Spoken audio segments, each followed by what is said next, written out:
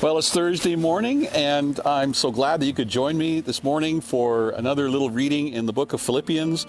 Just a tremendous little book. It's my go-to book whenever I want to encourage people, and I want to encourage you this morning by kind of recounting the experiences of the Apostle Paul, who was being encouraged in very different ways. In verse 25 of chapter 2, where we are right now, he says, "I think it is necessary to send back to you Epaphroditus, my brother, co-worker, fellow soldier, who is also your messenger, whom you sent to take care of my needs." Now, let's take a look at this guy. Paul is saying that the Philippian church sent a missionary on mission. His name was Pafforditis, and his mission was to take care of Paul's needs.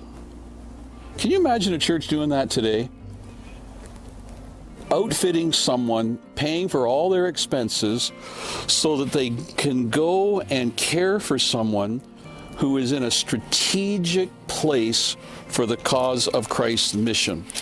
And Paul calls Epaphroditus his brother, his co-worker, his fellow soldier. I love that expression. You know, if anyone who's been in a war has a band of brothers, a fellow soldier, when you're fighting a battle and lives are being sacrificed, there's a real bond that takes place. And so Paul is saying, I have that with Epaphroditus. We're in a warfare together, and he's my fellow soldier. He's also your messenger who you sent to take care of my needs. Can you imagine how Epaphroditus felt when there's a warfare going on and people are being dispatched into the trenches to do real battle, and the general says to Epaphroditus, your mission is to go and babysit the Apostle Paul. You're going to go and care for his needs. That's your mission. It's really, really important when we think about everything that is included in the mission of Jesus Christ. It's really important to identify people in our movement who, for whatever reason, are in need of special encouragement, particularly those who bear a lot of leadership responsibility. This church did an amazing thing. They understood that Paul was critical to the progress of the gospel, and they invested in Epaphroditus to go and care for Paul while he was in prison. Prison in those days was a lot different than it is today. Basically, if you're in jail, you need a lot of friends to support you and to feed you. You didn't get much of that through the jailers. And so Paul says, he longs for all of you and is distressed because you heard he was ill. So here's a guy then who, as he's serving the Apostle Paul, he got corona or something like that. He gets ill in the course of his mission, and he's distressed. Why is he distressed? Not because he has the illness, but because he knows the people back home who love him are going to be worried about him because they heard that he was ill. And I love that. Totally selfless.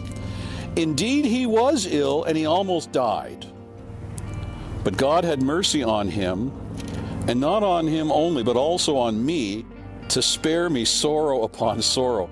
So Paul is saying, God knows how much sorrow I can bear. And he knew that if this poor guy died on my watch, well, God just wasn't going to allow that. God says, enough is enough. I'm going to spare his life. This disease will not take his life.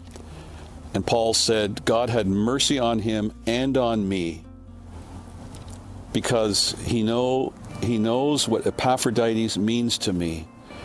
And I believe that had God taken Epaphroditus away, God would have, by his grace, met Paul's need. But in this case, God said Epaphroditus will stay where he is. This disease will not kill him. He says, therefore, I am all the more eager to send him, so that when you see him again, you may be glad, and I may have less anxiety. Paul had anxiety. But his anxiety had a lot to do with the condition of the church. He wanted the church to be glad and encouraged. Paul's anxiety would increase if he felt that the church who sent Epaphroditus felt that their mission was a failure because the guy dies. In fact, there are a lot of people who think that the reason Paul is speaking so well of Epaphroditus is because back home some of the people might think, why did he get sick? We sent the wrong guy. We should have sent someone more robust. Paul is saying, no, don't think that. He's an incredible soldier. He's my brother. He's my co-worker. And I'm going to send him back to you now so that you may be glad and that I might not have anxiety.